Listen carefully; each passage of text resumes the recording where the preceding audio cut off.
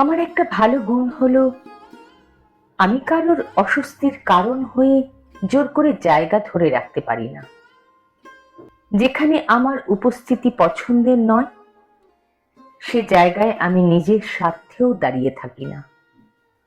কেউ তার জীবনে আমাকে না রাখতে চাইলে আমি তাকে দ্বিতীয় কোনো প্রশ্ন করি না।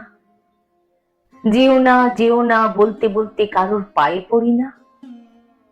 দুটো মেসেজের উত্তর না এলে 3 নম্বর মেসেজটা টাইপ করি না।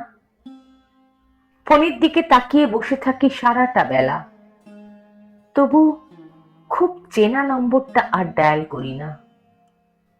তাতে আমার যতই অসুবিধা হোক, যন্ত্রণা হোক, ঘুম না আসুক, চোখ ভেসে যাক জলে, তবু আমি এমন ভাবে নীরব হয়ে যাই যেন আমার কিচ্ছুটি হয়নি।